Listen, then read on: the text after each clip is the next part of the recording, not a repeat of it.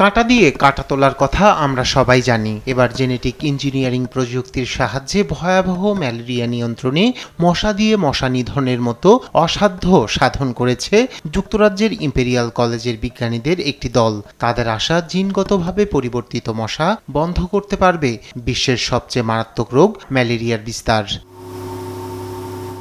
Anopheles মশার মাধ্যমে মানুষের দেহে ছড়ায় ম্যালেরিয়ার জীবাণু।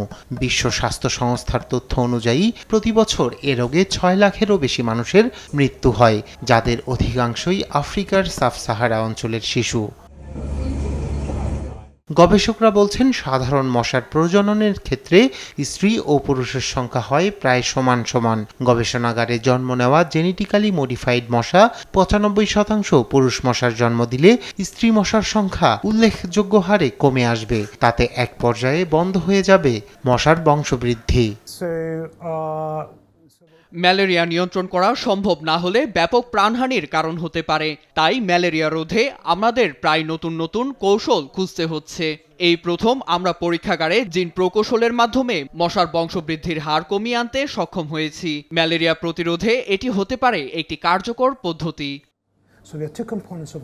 দেখা গেছে, এক প্রজাতির মশা নিয়ন্ত্রণের জন্য ঔষধ তৈরি করা হলে তা অন্য প্রজাতির ওপর কাজ করে না।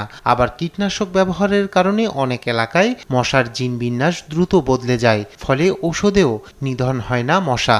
এসব কারণেই মশা মারার বদলে এর বংশবৃদ্ধি নিয়ন্ত্রণের উপরই জোর দিচ্ছেন বিজ্ঞানীরা। পুরুষ মশার ভ্রূণে বিশেষভাবে তৈরি ডিএনএ বসানো হয়, যাতে প্রাপ্তবয়স্ক অবস্থায় ওই মশার শুক্রাণুতে এক্স ক্রোমোজোমের সংখ্যা কমে আসে। এতে করে ওই শুক্রাণু থেকে যেসব মশা হবে তারা বেশিরভাগই হবে পুরুষ। এই পদ্ধতির কার্যকারিতা দেখতে 5টি বক্সে 50টি করে পুরুষ জিএম মশা এবং 50টি স্বাভাবিক স্ত্রী মশা রাখা হয়।